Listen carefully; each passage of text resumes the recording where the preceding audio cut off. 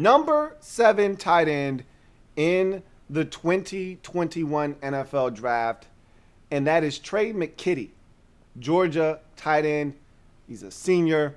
He actually transferred from Florida State as a graduate transfer, and he was looking to kind of do the same thing that Jabril Cox did when he transferred from, and it's not apples to apples, but the Florida State program has fallen on such hard times that you could view it as a school that is not in a Power 5 conference. It's that bad right now. It's almost hard to fathom what has happened to that program, but that's nor here nor there. He transferred from Florida State and all the nonsense there to have an opportunity to showcase his skills on a much grander scale and stage so that people could see him, recognize his name, and maybe elevate his draft stock. It worked out for Jabril Cox, coming from North Dakota State to LSU in the SEC, where the best college football is played,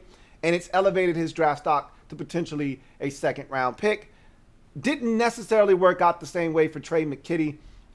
Played some of his best football at Florida State, thought he was going to have an opportunity to kill it at Georgia.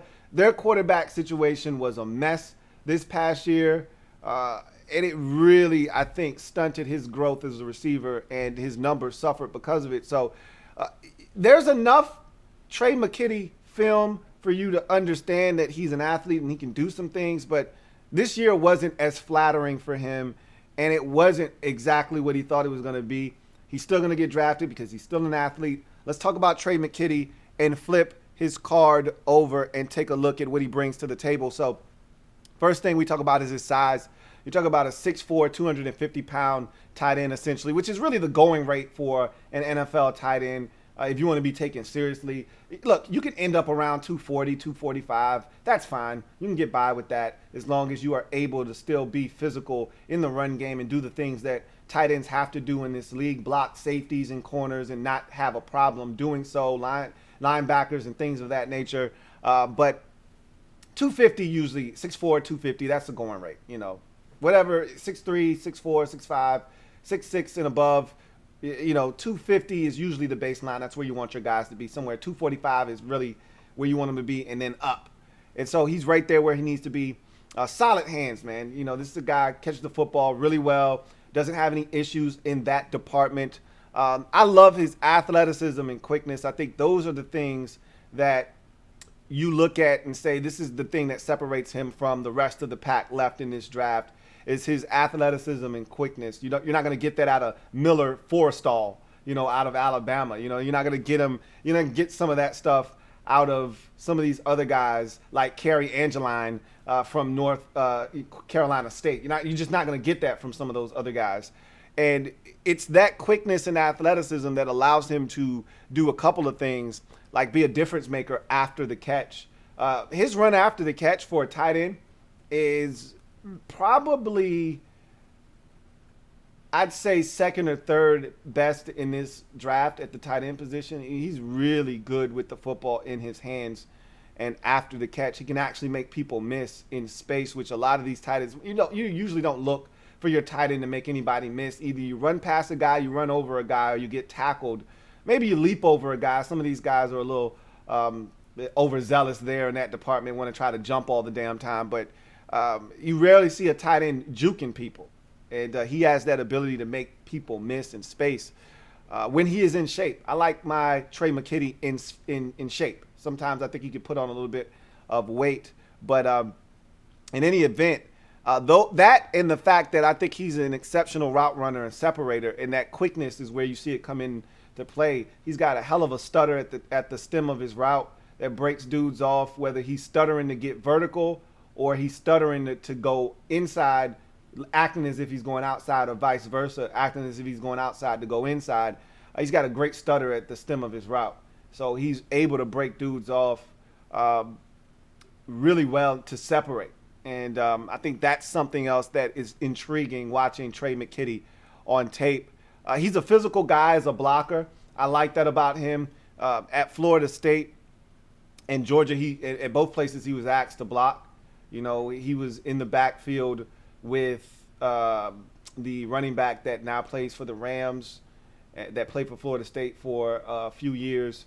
And then he went to Georgia, and that's what they do at Georgia. They run the football. So he was a guy that was more of a wing tight end, not on the line of scrimmage, more so did a lot of his damage as a wing, offset of the line of scrimmage, at the tackle's hip, and going in motion and crack blocking and doing a lot of countering and being the lead blocker on counters. So a lot of wham blocks for him and things of that nature. But he's physical. That's the one thing you take away from him, is that he's not afraid to put his hat on a hat, his face mask in someone's chest, and be physical at the point of attack. He can catch the football in traffic. He's a guy that can get vertical. That's one of the things I like about this draft, is you don't have a bunch of stiffies, a bunch of guys that have to do their damage underneath. If you don't lay hands on these guys at the line of scrimmage, if you give them a free release, they can get vertical and hurt you over the middle of the football field. And in certain instances, they could get vertical, not necessarily over the middle of the field, up the seam, but they can go outside the numbers and hurt you as well. So, or outside the hash marks and hurt you. So you have guys here that can get up the football field that aren't slouches from an athleticism and speed standpoint. So he's another one of those guys. Don't exactly know his 40, didn't run one at the Georgia Pro Day, elected not to, but on tape you can see a guy that can run. He can pick him up and put him down. So I think he's a guy that can also hurt you vertically as well. Formational flex, like I talked about, this is a guy that moved all around the formation. You can split him out into the slot. You can split him out all the way out wide if you so choose. He didn't do that a ton at Florida State or Georgia, but he's a guy that moves around, can be in line. Very infrequently was he asked to do that, but he did have some experience doing that. But more so, you'll find this guy in the backfield as a wing, lining up, going in motion, things of that nature. So there's a lot of things you can do with him from a formational flex standpoint. And so there are a lot of things that I like about Tre McKitty. You go to his weaknesses. Pedestrian collegiate production is probably the biggest thing that you have to take into consideration when talking about Tre McKitty. It's the same thing that we're going to talk about with Tommy Tremble a little bit later on in the program. And that's, look, this guy doesn't have a ton of production for you to feast on. You've got to be able to project Tre McKitty, because there isn't a bunch of numbers. It's a lot worse for Tommy Tremble than it is Tre McKitty. At least you've got a couple of seasons at Florida State where he actually had some catches, over 20 catches, where you can actually see this guy running routes, making catches, traffic, things of that nature. It's a lot less with Tommy Tremble. That said, you have to be able to project what this guy is at the next level, because there isn't a ton of production. There isn't a lot of opportunities for you to be able to see him and say, all right, this is what I envision him being at the next level. So the production does hurt him. And, it's a shame, because with some of these guys, especially the tight end position, first and foremost, the tight end position isn't a glamorous one at the collegiate level. They're the ones that usually get cut out of the offense. When we look at collegiate offenses, running backs, wide receivers, and offensive linemen are the stars of the show. Really, the tight ends are the ones that kind of get shitted on. They're the ones that get the table scraps left from whatever the running backs and receivers don't eat.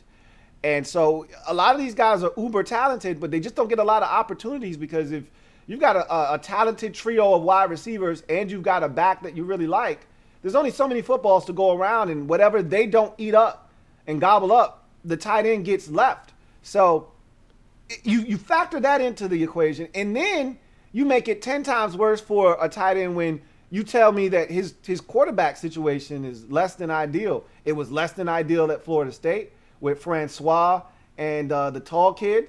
And then you come to Georgia and you're thinking, okay, there's going to be a level of stability there.